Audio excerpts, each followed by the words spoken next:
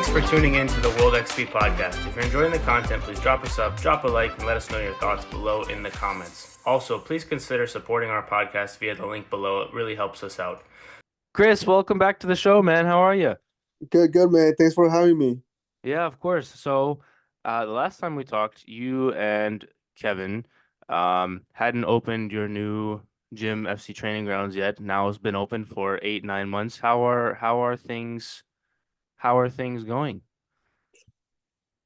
It's been a roller coaster, man. I gotta say, it was such a pain in the butt to find a location to start with. Like it took us so long to find the actual right location, especially in Northern Virginia. You know how that goes. Like it's so hard to find, houses or places like that. So to start with, it was very hard to find that, and the transition to a bigger place, and all the structure of the actual business, and like pretty much everything in general, it's going well. I won't lie to you, it's going very well, but it's been really hard in basically all aspects that you can think of.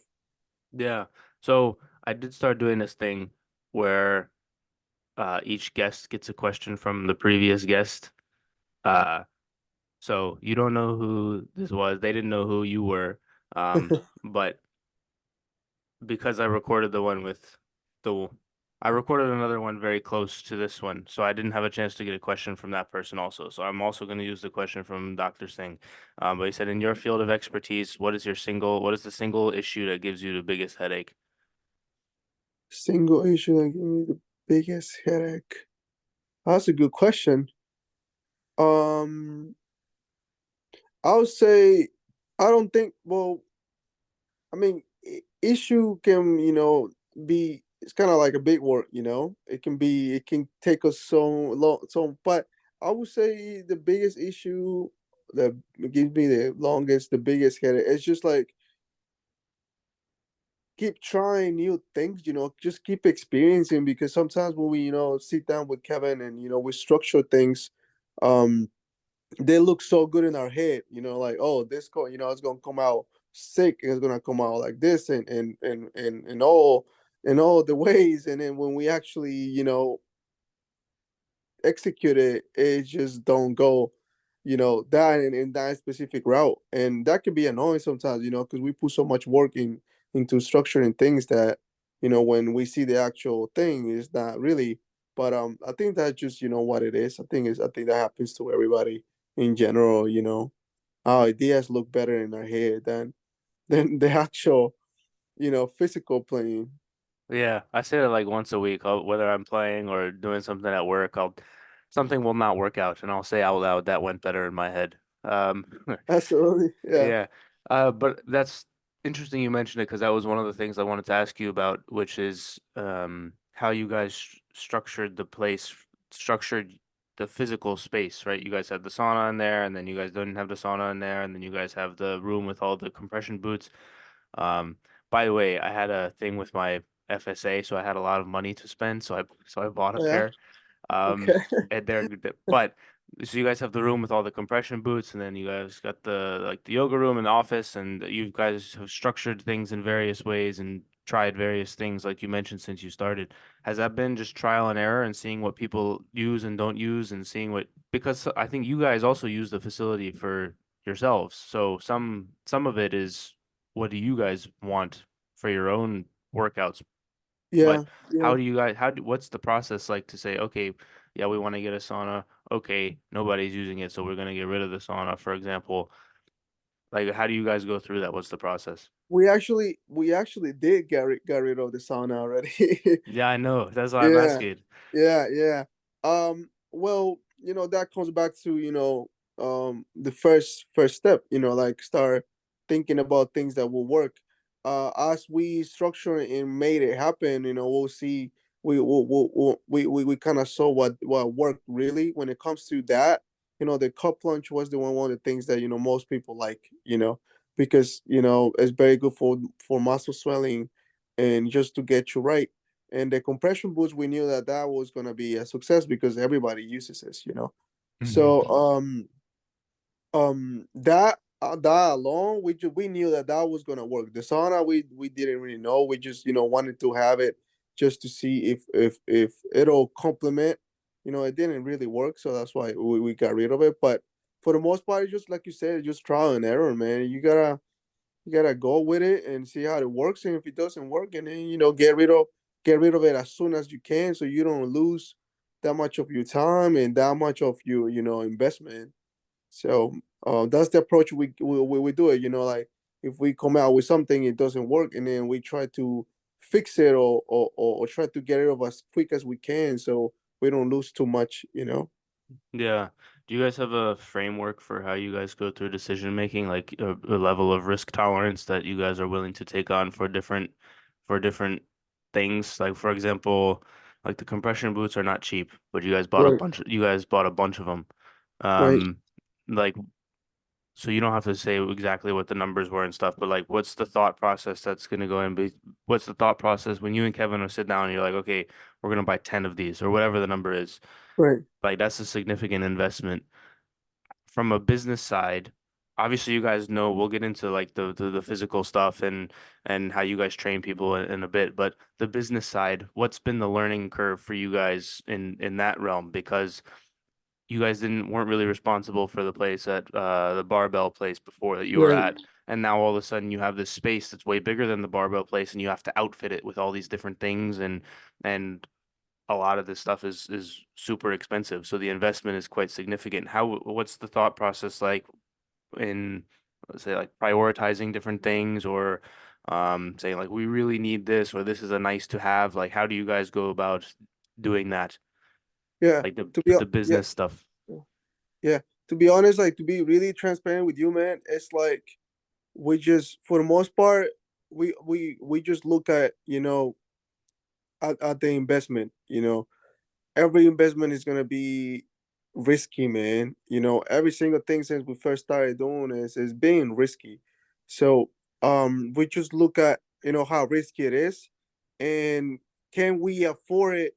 Not not to the like the money level. Like, can we afford it as if it didn't work? If it Mm, didn't work, can we afford it? Like, can we afford to, you know, make this mistake? If we can afford that mistake, like just to say like that, and then we just go with it. If the loss will be too much and will be, it will hurt us too much, and then we kind of lay back, and then we just wait a little bit and see how things go, and then in a month or 2 or 3 months, and then we go fully. Because with the compression boots, I mean, I'm glad that you mentioned the compression boots, because with the compression boots we started with like 3 pairs, you know and we were like, okay, look, do we really need this right now? Like when we first started, right? And like, oh, okay, so we can't really afford it right now, because if it doesn't go well, and then it's gonna hurt us, and it's too soon, to be hurt. Way too soon to be hurt. The first month, the first 3 months, way too soon to be hurt. So like we waited like 5 months, 5, 6 months, and then after that, okay, now I think we're ready. Now if it doesn't work, it'll hurt, but it's not gonna pushes to the ground where it's gonna be so hard to get back up. So we yeah. kind of see it in that way. Like if we can afford it in all the ways possible, and then we go with it. If not, and then Yeah. we wait a little bit. Yeah, we wait to see how it's gonna go. It seems very sustainable and wise, I would say. Um, because obviously, as you know, in the world of fitness and wellness and training and stuff, there's tons of, we'll say, like gadgets and cool Right? stuff that you don't really need Yeah. to really be effective with what you're doing. At the same time, having some of those gadgets can be the marker of like, oh no, we're for real. Like we know what we're doing and we're like real people, like real, you know what I mean? And Yeah. so it's interesting from that perspective to hear you talk about which ones you pick or to when I go into the place, when I go into your when I go into your place to see which ones you've picked and which ones you haven't picked. Um, Yeah. like the tibialis machine. I don't know anyone else that has that, but it's I just so know. it's so great because you don't need it, but it's just great just to have it. It's Because great to have it. I could Yes. Yeah. just like when I bring people there, I can just sit down and like watch you and Kevin, and I could just sit down and crank out some reps of the tibialis machine. That's right. It's fine. Uh, That's right. Yeah. um, well, yeah, it's all good stuff, man. The facility is great. Every time I go in there, like the vibes are good and everything. Appreciate it, man. What was I gonna ask you? Mm, damn, I forgot. It's early. Oh, you guys did another. So you guys have had a documentary done, and I Oh, think that's right. then you Yeah. guys were doing another sort of interview type thing yesterday. Yeah. Hmm. So, Yeah. what's the process been like for that? To like the behind the scenes, because obviously you do your podcast as well, but Right. to have people come in with like the big setup lights and the different cameras and to have people going around, is that something that you guys have been reaching out to people for, or people reaching out to you, or what's it been like to kind of to experience that side of So the the the media first one, world? yeah, the first one we didn't. The first one, they reached out to us.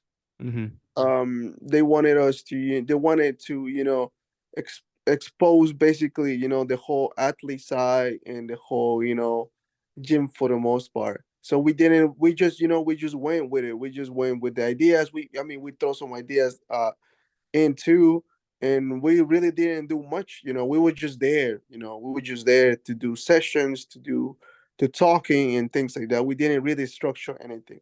But yesterday with the second one, we reach out for the second one because um the second one is gonna come out as the adult side.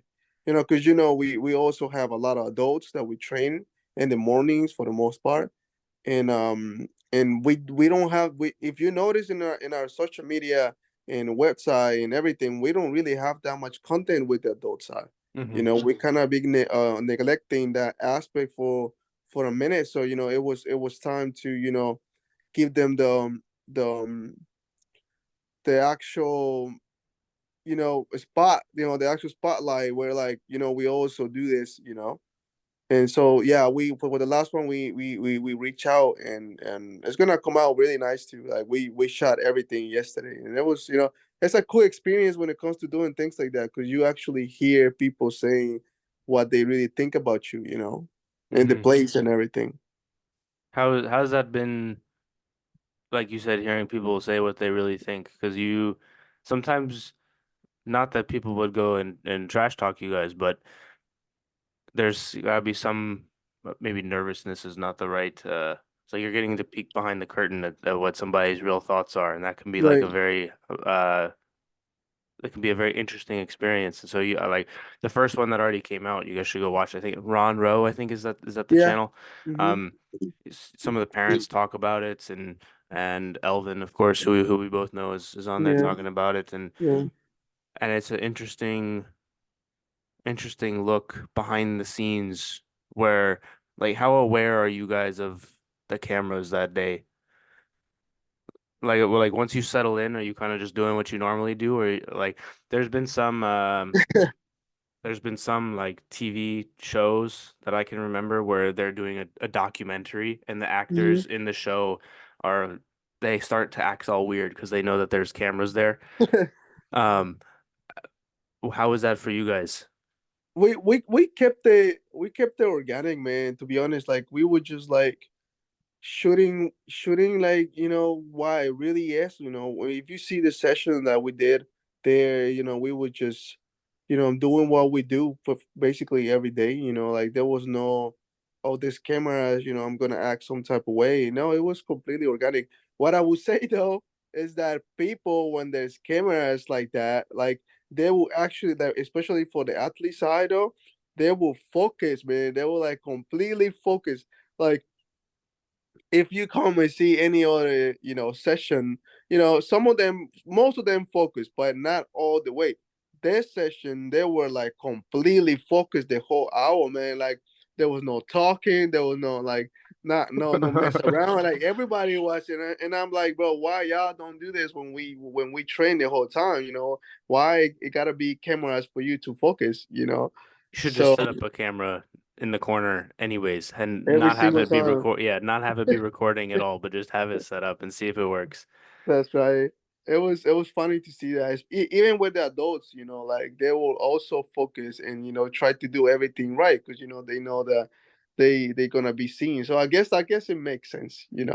Yeah, people don't want to embarrass themselves because they know Definitely. like they know deep down that when they're not focused, they're like, all right, this is not a good look for me. Even if like it's the kids and they can't articulate it, Right. um, they know deep down that they should be focusing. And so the camera really exposes that, I guess, in a cool Yeah. way. That's interesting that it makes sense that it happened that way. But I could definitely have seen it going the other way where the kids would go up to the camera and be like, "Hi." It's like, "No, get back here and do your drill." Right. Right. That's good that it happened that way though, for Yeah. sure. Yeah. Absolutely. So, Absolutely. how's the pod been going? I think you're on episode what, 50 something now? A little bit more? No, 160 almost. Yeah. Did I Yeah. I forget the just one in front of the 60? I might have wow, I No, feel like because an I idiot. because I changed it though. So Oh, okay. since I changed the logo, I don't know if you saw I changed the logo. Yes. Yeah, I changed the logo and I made it more like myself basically.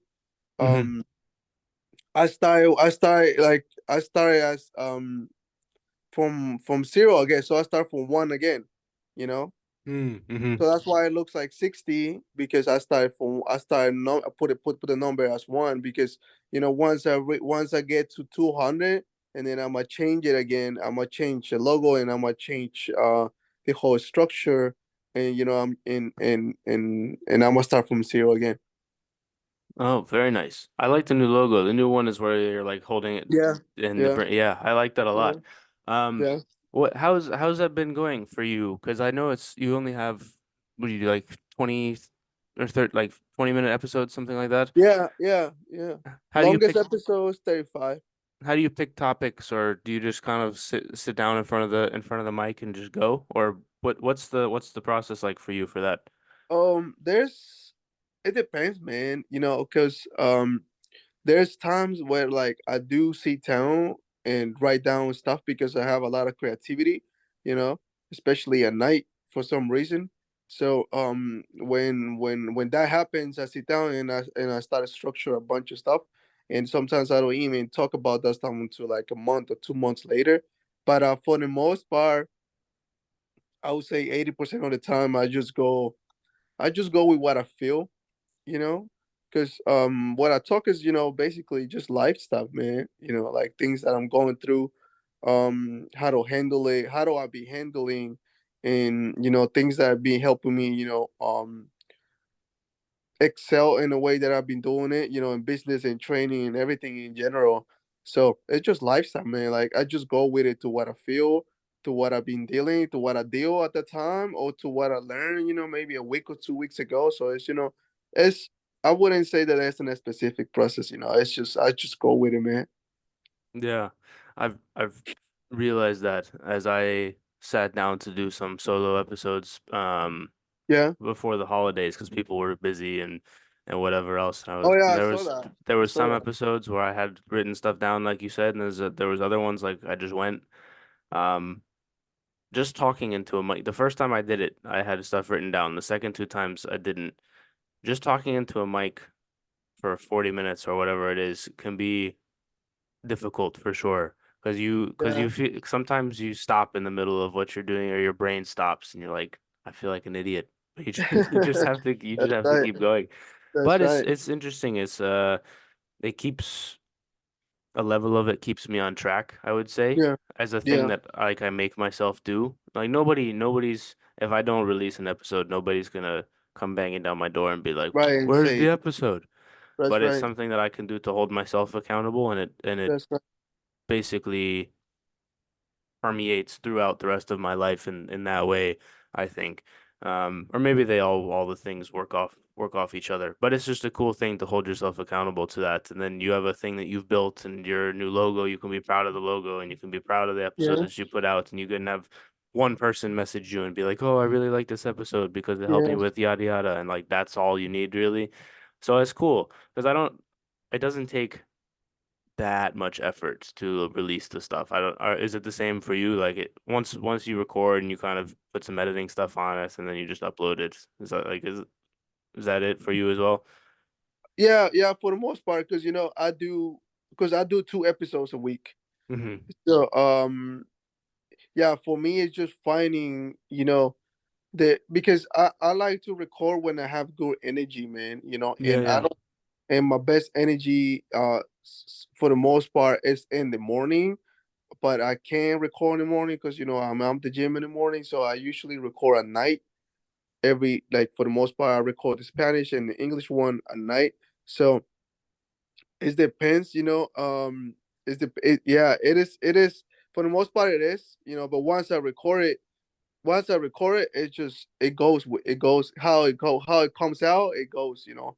There's no if I don't take too much on editing, because it's late and I'm tired. So how it come out, that's how it goes. Like I learned to just let it go, and so as I keep moving, I keep learning, I keep doing better at talking. But as it's just like I don't really be fixating on that anymore. Oh, me neither. I think I've only actually edited the content of one episode ever. And Right. that was a name that somebody didn't want to put on the internet. I was like, all right, no problem. Like bleeped it Yeah. out or something. It takes time though. It takes so much time, man. Hmm. The editing part takes so much time. How do you the days or the nights when you are get home from the gym and you're like, okay, it's episode day, and you're just like, oh, I don't want to do this. And you make yourself do it. What's the mental there? Is it just like, no, I'm going to make myself do this? Because you do English and Spanish. I think we talked Yeah. about that the last time where you're like, well, I started doing it in Spanish, so I can't stop now. Yeah, I can't. Yeah, man. So it's like, um, it's not like I force myself because I enjoy it. I really enjoy recording. And once I sit down in the computer, in front of the computer, it's done. It's locked in.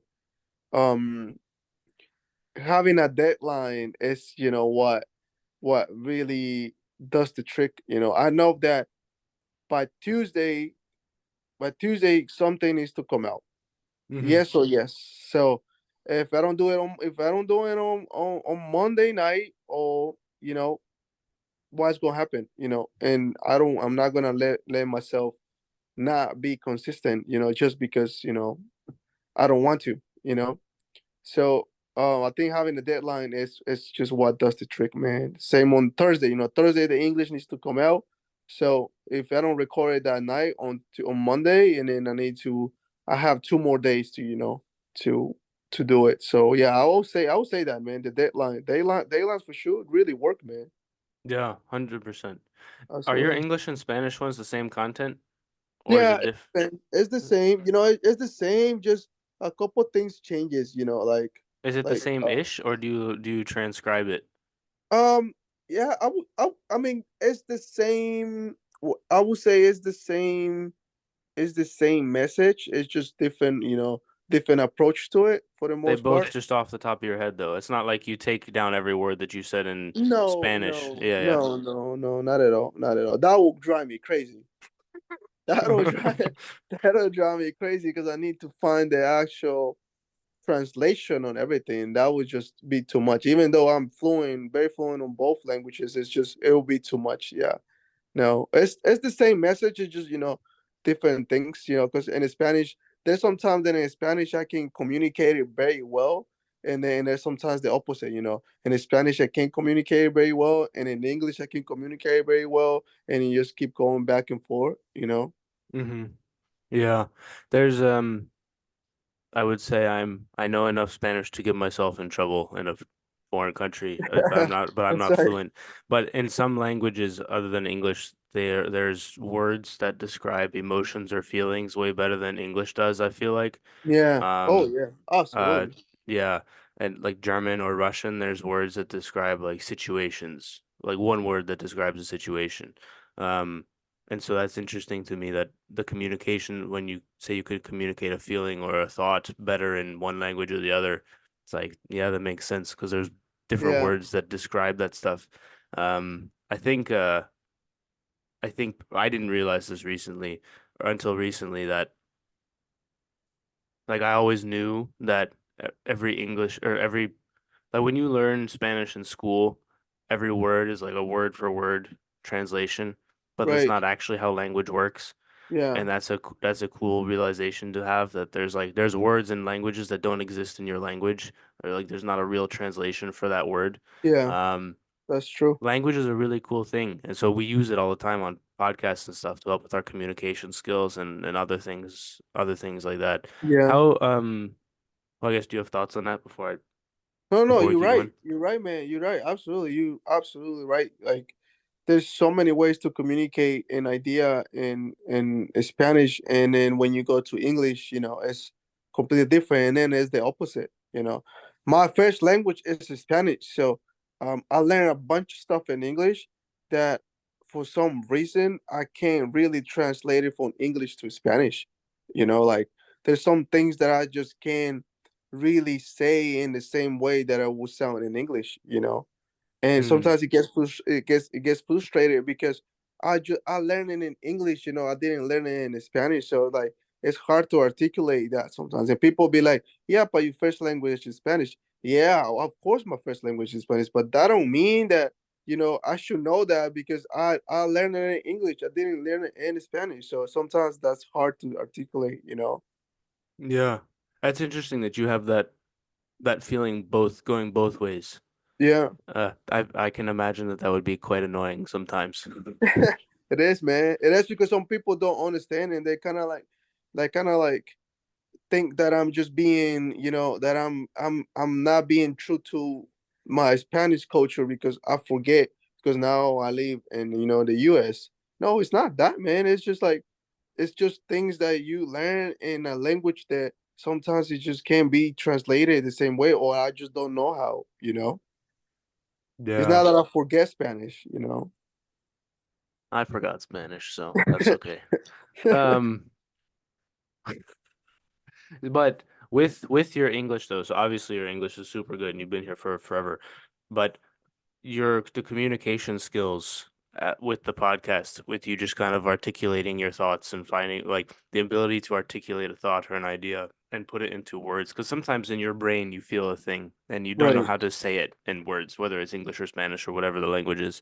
But doing the podcast, for me at least, has helped me be able to translate ideas from my brain into the spoken word, and so that helps. I think we talked about this for a while on our last one, Yeah. being able to communicate Yeah. with people and helping the communication skills.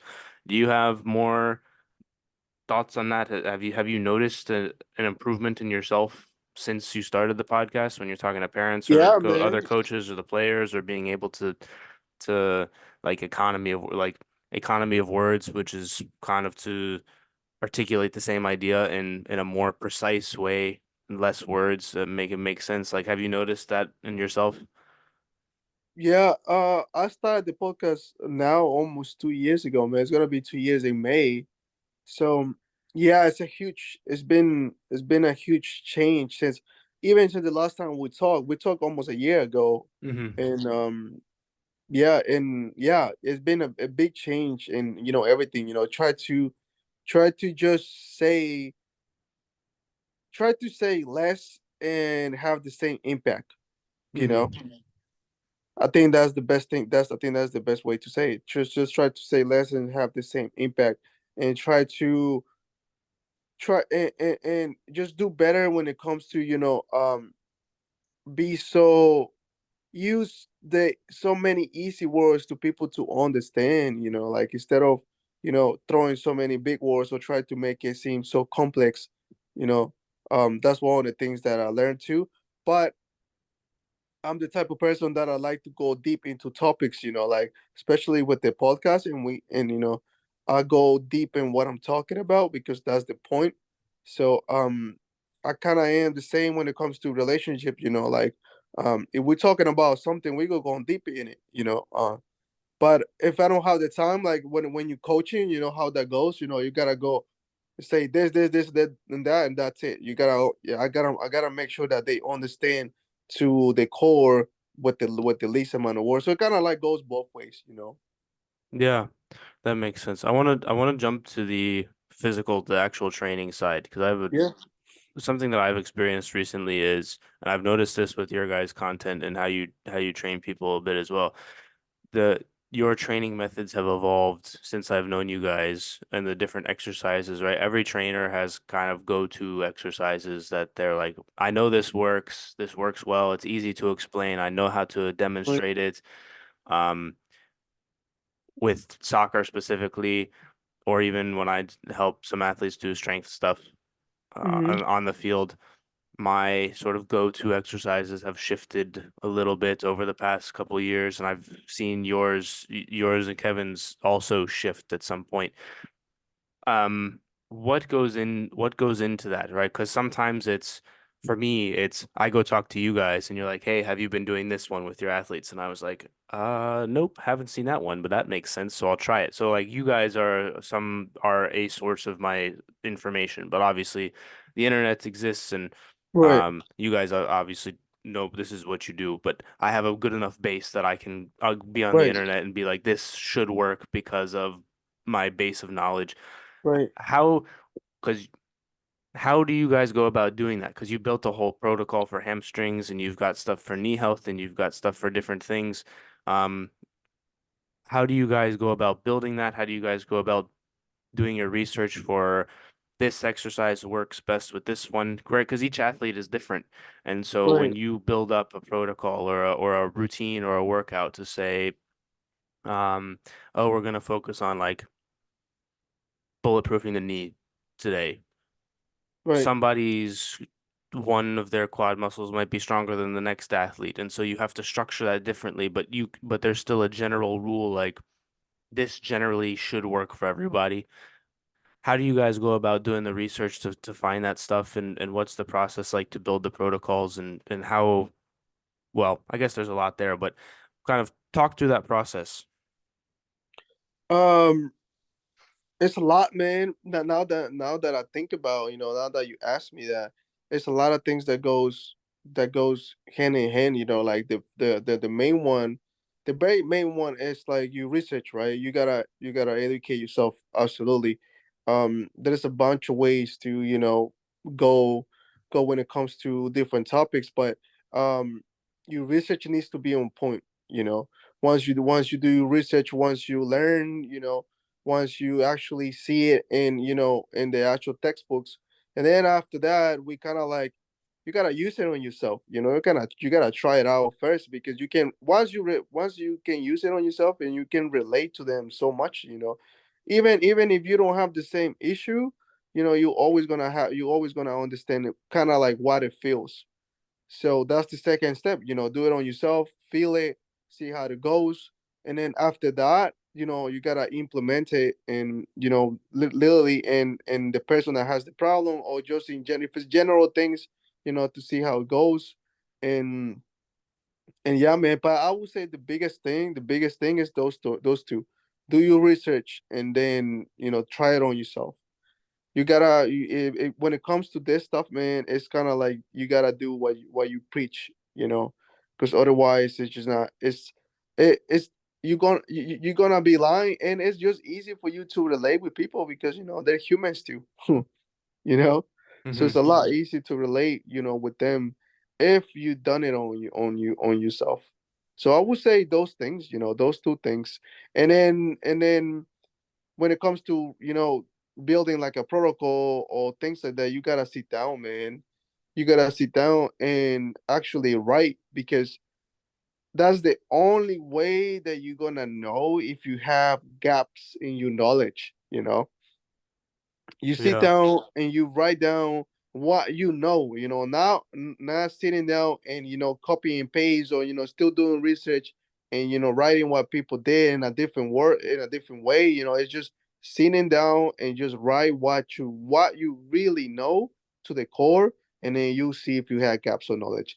If you do have gaps of knowledge, and then you didn't do your research well, or you didn't practice it enough, or you didn't ask for feedback of the athletes or the people that you work with, to how they felt it, or how their body reacts to it, or if like it didn't work, and things like that. So I think the writing part is what does the trick as well, man, because it shows you everything about you. Literally, it's like a reflection of your brain or your mind and what you know exactly. Yeah. So when you have an athlete and let's say like a high school soccer player type situation, and you know that generally speaking, they're they just need to get stronger generally. You only have so much time with them, so you can't spend the whole session doing hamstring protocol or like plyos is an example where you probably could that's very beneficial. But how do you pick and choose right with each athletes? Do you give them homework? Like how do you go about doing that? Because I've got some where it's like, okay, you need to work on your technique, you need to work on your ball mastery, but you also need to get stronger, and also you need to do stuff to help your hip mobility because you can't hit a long ball because your hip doesn't open up. Like, and I don't have time to work with you on all of these things. Um, but they're all related.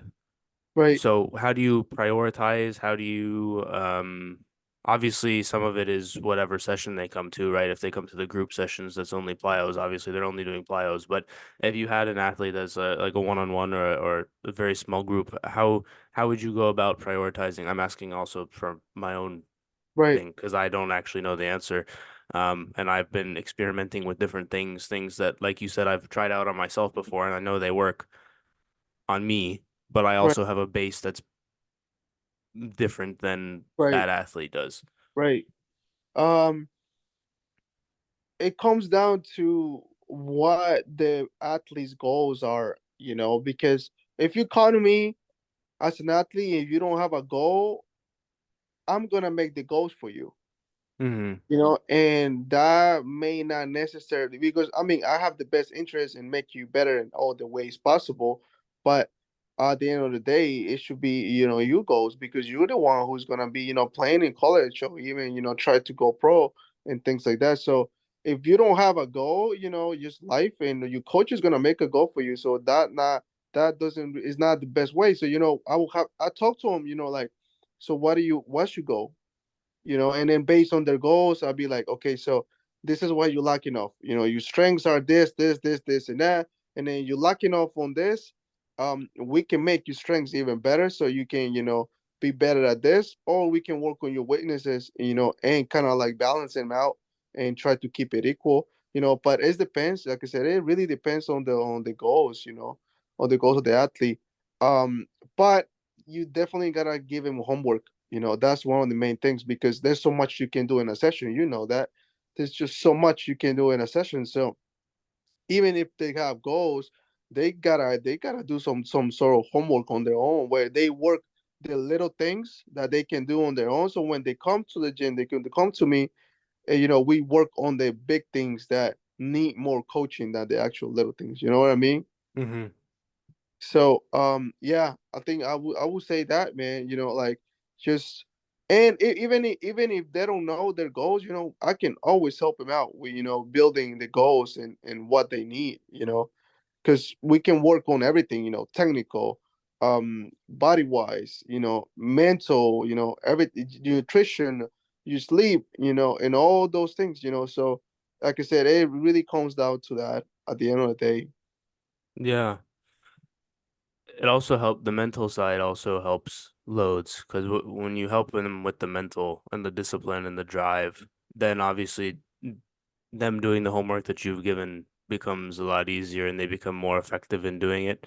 Right, Um, with younger athletes, I find it easier to say to give them stuff where it's, hey, you can do this while you're watching TV. Just it only takes 10 minutes to do these right, three mobility exercises. Just do this stretch and you can watch a YouTube video while you're doing it or put like it doesn't take up it takes 10 minutes of your day, right?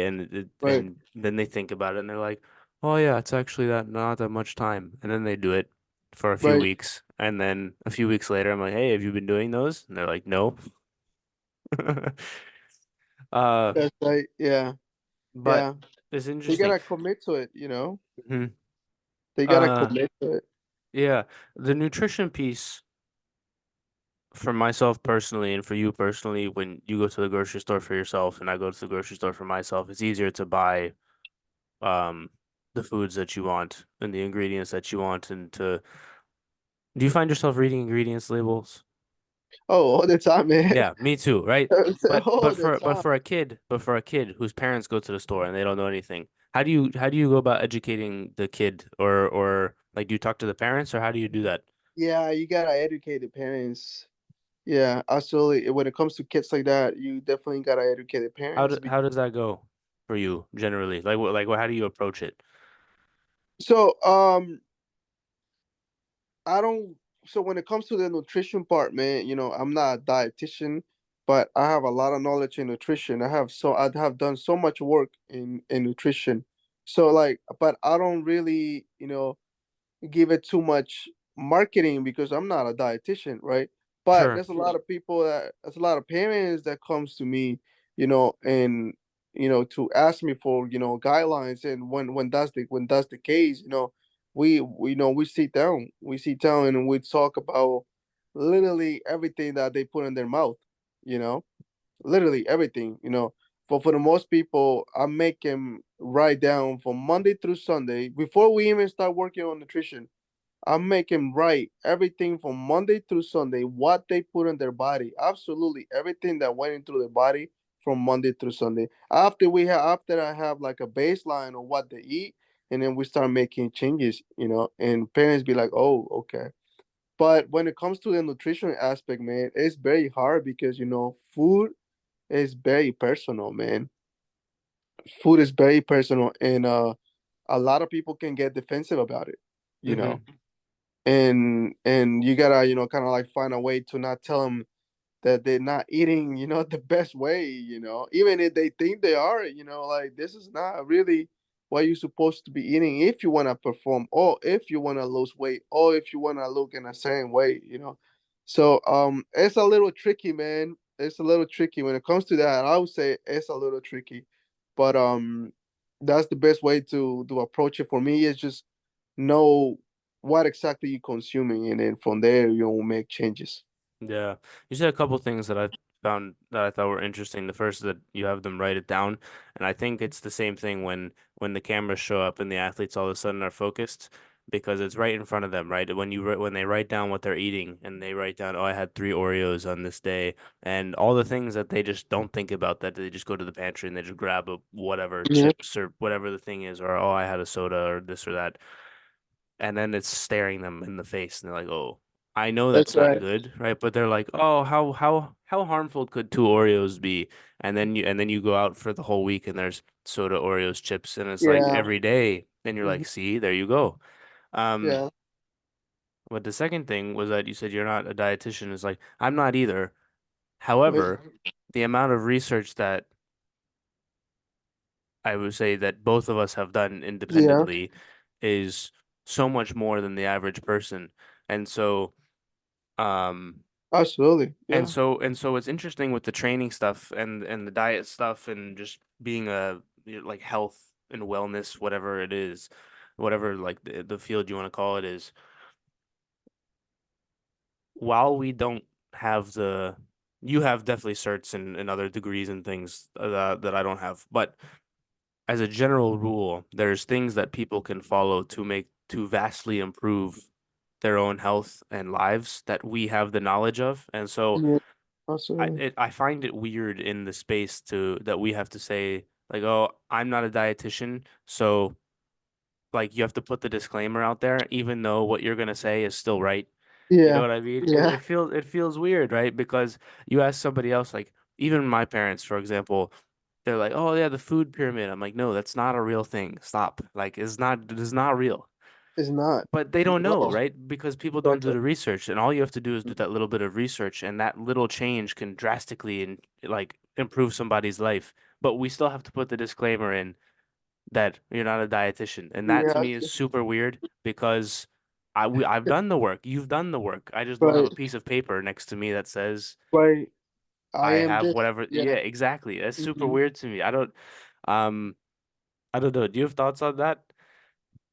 It man. Like I would say to the point where, like, it's people that like you and me that we go deep in research. We sometimes we even know more than the actual people with the paper. You know what I mean? Like Hmm. the actual people with the dietitian label on it, man.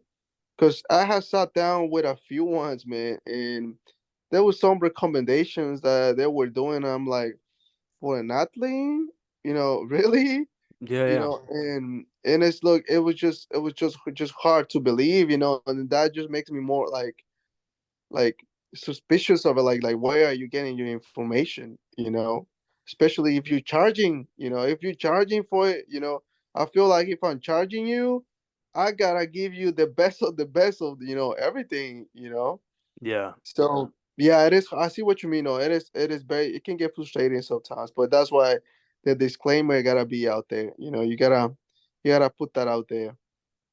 I yeah. think that's just what it is. If you don't have it, you just gotta say it, man, just in case. Yeah, in case It, somebody gets mad at you, they're like, it, "You told me this would work." It's like, well, I never said that I was a dietitian, you know.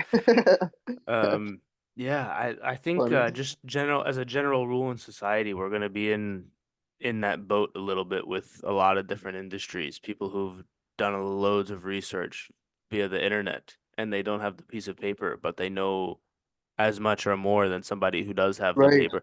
Like, for example, when you were in college, and I'm speaking for myself. I I know more about things that I do not have my degree in than than what my degree is in. And Yeah, I think that's going to be fairly common, or it already is common, I think, yeah, but for a it's lot of going to be people. more, it's going to be more common, right? The price of college is very expensive and people can't Yeah, afford it, but also people are figuring out that they don't have to go to college to become an expert in whatever thing. Like, what was your degree in? I don't remember. And from Marymount, what was your degree in? I didn't go to Marymount. Or where'd you go? I went to Southern New Hampshire University. Why did I think you went to Marymount? I don't know. Oh, There's a bunch of anyway, kids that we know from Marymount. Maybe anyway, you're and thinking of Franklin. maybe, yeah, maybe. So what was your degree in though?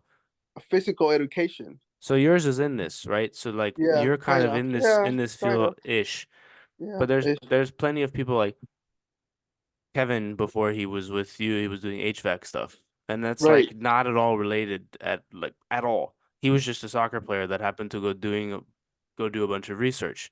right. But nobody, like if you go talk to him, nobody's gonna say, "Oh, well, you didn't go to college for that, so I don't want to train with you," because he Right. clearly knows what he's talking about. Absolutely. Yeah. And Absolutely. it's a good thing, I think, that people are not having to pay to go to college to learn something that they're interested in, because I Yeah. know a lot of people that work in fields that say somebody will say, "Well, what did you study in college?" And they're like, "Well, you can't really go to college for this. Like, there's not really a degree that does this." Right. Right. Yeah, Yeah. I don't know. Yeah. No, I see what you mean, man. Well, especially now with the internet and everything. You can't, if you don't want to, this is what I tell people. If you don't want to be educated, because education can come from so many ways, from so many aspects. If you don't want to be educated, and nowadays, it's because you're lazy. You don't want to. It really Yeah. is that simple, man. It really is that simple. Nowadays, it really is that simple. If you don't want to be educated, it's because you don't want to. There's so much information out there. There's so much good information out there. Hmm. You You can can even go to educate. Chat GPT and type in "Hey, teach me about this," and it'll spit out like a And bullet let's point spit out a list of. bunch of stuff. Yeah.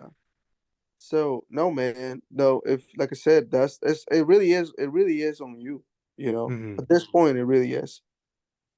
Um, I know you got clients coming in. I appreciate you recording with early with me. This we started at like 7 a.m. But for those listening, but do you got any last nickels before we wrap up and get you out of here?